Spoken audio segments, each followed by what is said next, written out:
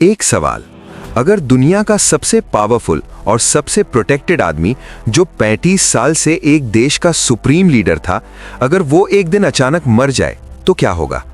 उसके दुश्मन सेलिब्रेट करेंगे, उसके फॉलोअर्स रोड पे आ जाएंगे और पूरी दुनिया एक सेकंड के लिए रुक जाएगी, क्योंकि जो हुआ वो सिर्फ एक इंसान की मौत नहीं थी, वो एक पूरी पावर स्ट्रक्चर का खत्मा था। 28 फरवरी 2026 सुबह Tehran. Ayatollah Ali Khamenei, Iran का सुप्रीम लीडर, अपने ऑफिशियल कंपाउंड में था।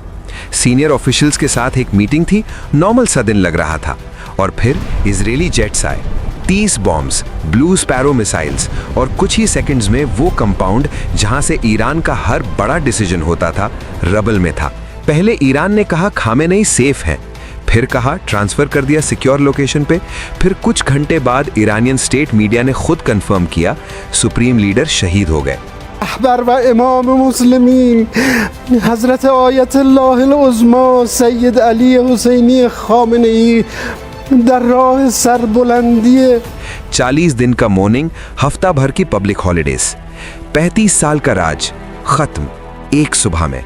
आज हम बात करेंगे इस ऑपरेशन की, ऑपरेशन एपिक फ्यूरी, या जैसे इजराइल ने कहा रोर ऑफ द लायन। दुनिया के सबसे हेवीली गार्डेड इंसान को कैसे ट्रैक किया गया, कैसे प्लान बना और कैसे एग्जीक्यूट हुआ, और इस सब का इंडिया पे, मिडिल ईस्ट पे, पूरी दुनिया पे क्या असर पड़ेगा, क्योंकि ये सिर्फ एक आदमी की डेथ नहीं है भाई, ये हिस्ट्री का एक टर्निंग पॉइंट है। तो बैठ जाओ, ध्यान से सुनो, क्योंकि ये कहानी सीधा हिस्ट्री बुक्स में जाएगी। पहले समझते हैं खामेनेई था कौन और इतना इंपॉर्टेंट क्यों था।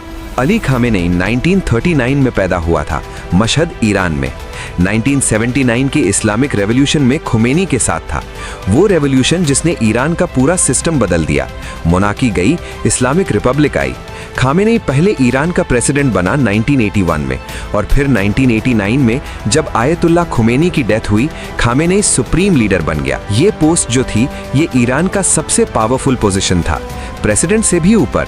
Army, judiciary, foreign policy, nuclear program, सब कुछ अल्टीमेटली खामेनेई के हाथ में था। 35 साल, एक आदमी, पूरे देश का रिमोट कंट्रोल। इस दौरान खामेनेई ने क्या किया? अमेरिका को ग्रेट सेटन कहा, इजराइल को कैंसर कहा, न्यूक्लियर प्रोग्राम कंटिन्यू किया, हमास को फंड किया, हिजबुल्ला को फंड किया, हूती रेबल्स को फंड किया, प्रॉक्सी वॉर्स पूरे मिडिल ईस्ट में चलाए, और अपने ही देश के लोगों पे जो रेबल हुए, जनवरी 2026 में 7,000 से ज्यादा प्रोटेस्टर्स मार दिए। 7,000 अपने ही देश के लोग। तो दुनिया में दो कैंप्स थे, जो लोग खामेनेई की डेथ पे रो रहे हैं और जो लोग सेलिब्रेट कर रहे हैं, और दोनों ग्रुप्स बड़े हैं।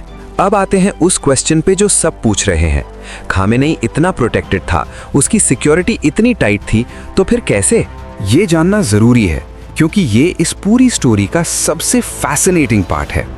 जून 2025 में, यानी सिर्फ 8 महीने पहले, इजराइल और ईरान के बीच एक 12 डे वॉर हुआ था। 12 डे वॉर।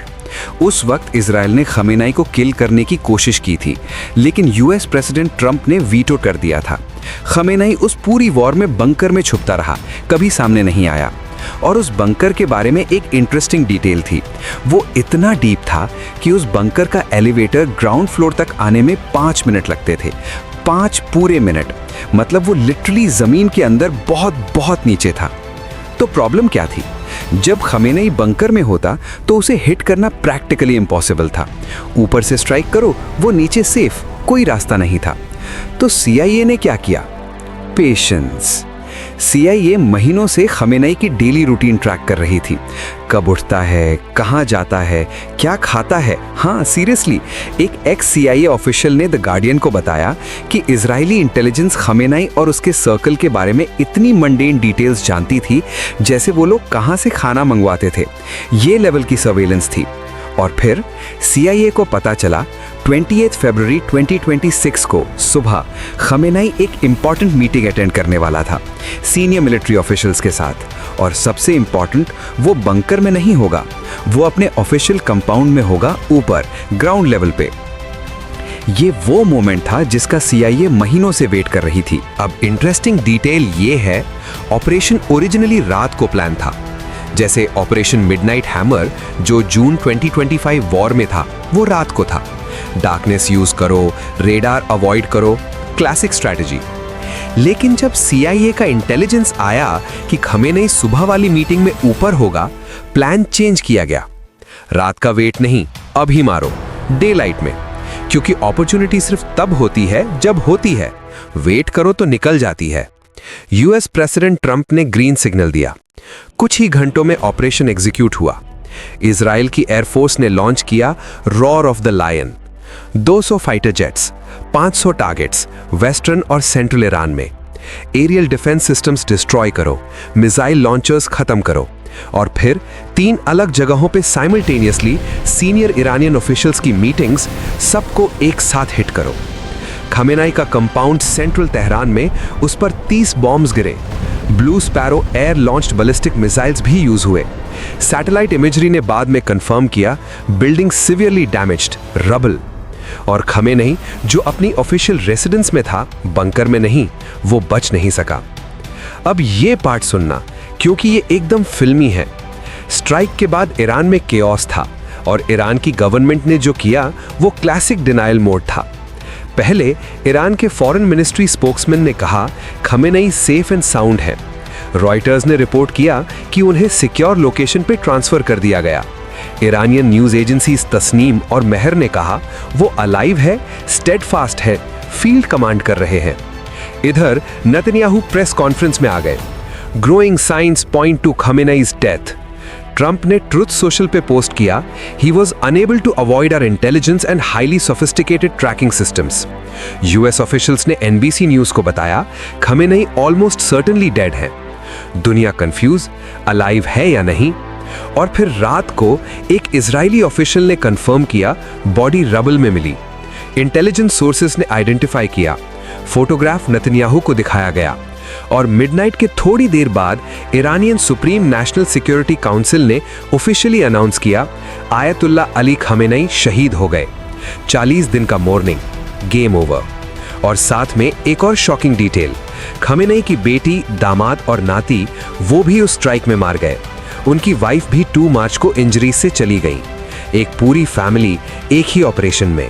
अब ये बात बहुत लोग नहीं जानते जो इस ऑपरेशन को सिर्फ एक आदमी की डेथ से कहीं बड़ा बनाता है। उस दिन सिर्फ खमेनेई नहीं मारे गए, एक साथ 3 अलग मीटिंग्स साइमल्टेनियसली स्ट्राइक की गई। ईरान का defence minister general Aziz Nasirzadeh killed, IRGC commander Mohammad Pakpour killed, Iranian security council secretary Ali Shamkhani killed, army chief of staff general Abdul Rahim Mousavi killed, और IDF ने confirm किया total 7 senior Iranian security leaders confirmed dead. Trump ने NBC news को कहा, the people that make all the decisions, most of them are gone. सोचना, एक दिन में ईरान की पूरी टॉप मिलिट्री और security leadership practically wipe out हो गई। ये सिर्फ एक असैसिनेशन नहीं था, ये एक सिस्टमैटिक डीकैपिटेशन था पूरी ईरानियन पावर स्ट्रक्चर का। और ऑपरेशन यहाँ रुका नहीं। US secretary of state Marco Rubio ने 4 मार्च को अनाउंस किया स्ट्राइक्स और इंटेंस होंगी। इजराइल ने ईरान की असेंबली ऑफ एक्सपर्ट्स को बॉम्ब किया जब वो लोग नेक्स्ट सुप्रीम लीडर चूज करने की मीटिंग में थे। लिटरली नेक्स्ट लीडर चूज करने की मीटिंग बॉम्ब कर दी। अब बात करते हैं एक ऐसी चीज की जो इंडियन व्यूअर्स के लिए डायरेक्टली रेलेवेंट है। जब ये न्यूज आई, इंडिया में क्या हुआ? एक तरफ जम्मू कश्मीर न्यू दिल्ली में शिया मुस्लिम कम्युनिटी ने प्रोटेस्ट किए, खमेनेई की तस्वीरें उठा के, ईरानियन फ्लैग्स लेकर मॉर्निंग रैलीज। दूसरी तरफ इंडिया ऑफिशियली बहुत केयरफुल रहा। इंडिया ने ना US इजराइल का सपोर्ट किया पब्लिकली, ना ईरान का, क्योंकि इंडिया के ईरान के साथ इंपॉर्टेंट रिलेशंस हैं। चाबहार पोर्ट, जिसके थ्रू इंडिया अफगानिस्तान और सेंट्रल एशिया तक पहुंचता है, वो ईरान में है। इंडिया का इकोनॉमिक इंटरेस्ट ईरान में है। और साथ में इंडिया की इंटेलिजेंस एजेंसीज अलर्ट हो गईं, क्योंकि ईरान से फंडेड हिजबुल्लाह ने इजराइल पे मिसाइल्स फायर किए, हुथीज ने US बेसिस अटैक किए। मिडिल ईस्ट एक ब्रॉडर वॉर की तरफ जा रहा था, और जब मिडिल ईस्ट में आग लगती है, ऑयल प्राइसेस ऊपर जाते हैं, और इंडिया जो बहुत ज़्यादा ऑयल इंपोर्ट करता है, उसकी इकोनॉमी पे डायरेक्ट असर पड़ता है। तो खमेनेई की डेथ इंडिया से 3000 किलोमीटर दूर होने के बावजूद इंडिया के लिए सिर्फ न्यूज़ नहीं है, ये एक इकोनॉमिक और स्ट्रेटेजिक कंसर्न है। और अब सबसे बड़ा सवाल जो पूरी दुनिया पूछ रही है, खमेनेई के बाद ईरान का क्या होगा? ईरान में सुप्रीम लीडर चूज करने का एक प्रोसेस है। असेंबली ऑफ एक्सपर्ट्स करता है ये काम, 88 शिया क्लरिक्स का एक ग्रुप। लेकिन इजराइल ने उस असेंबली को भी बॉम्ब किया जब वो मीटिंग में थे, तो प्रोसेस अभी प्रैक्टिकली इम्पॉसिबल है नॉर्मल तरीके से। CIA की असेसमेंट है IRGC, Islamic revolutionary guard corps से एक हार्डलाइनर आएगा नेक्स्ट सुप्रीम लीडर के रूप में। मतलब सॉफ्टर नहीं होगा ईरान, और भी अग्रेसिव हो सकता है इनिशियली। लेकिन एक दूसरा एंगल भी है। ईरान की पॉपुलेशन जो पहले से ही खमेनाई से खफा थी, जनवरी 2026 में 7,000 प्रोटेस्टर्स मार दिए गए थे, वो लोग अब रोड पे आ रहे हैं कुछ जगहों पे। ट्रंप ने ओपनली कहा ईरानियन पीपल अपना गवर्नमेंट खुद लें।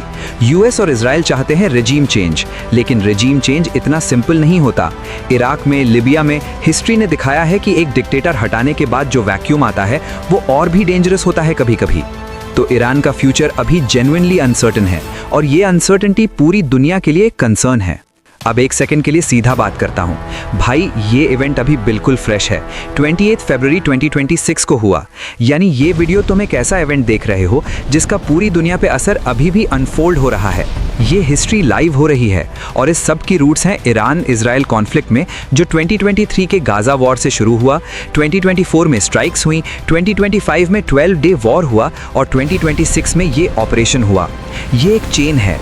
अगर तुम इस पूरी चेन को समझना चाहते हो, ईरान इजराइल कॉन्फ्लिक्ट कैसे शुरू हुआ, अक्टूबर 7 अटैक क्या था, गाजा वॉर का इंडिया से क्या कनेक्शन है, तो मेरी अगली वीडियो उस पे आने वाली है। अभी के लिए स्क्रीन के राइट साइड पे जो वीडियो दिख रही है वो ऑपरेशन सिंदूर की है। इंडिया का पाकिस्तान के अगेंस्ट जो ऑपरेशन हुआ वो भी इसी टाइम पीरियड में हुआ और इक्वली इंपॉर्टेंट है, वो जरूर देखो। और कमेंट में लिखो खमेनाई अगर तुमने ये पूरी वीडियो देखी। लाइक करो, सब्सक्राइब करो, बेल आइकन दबाओ ताकि ऐसी ब्रेकिंग स्टोरीज मिस ना हो। मिलते हैं नेक्स्ट एपिसोड में।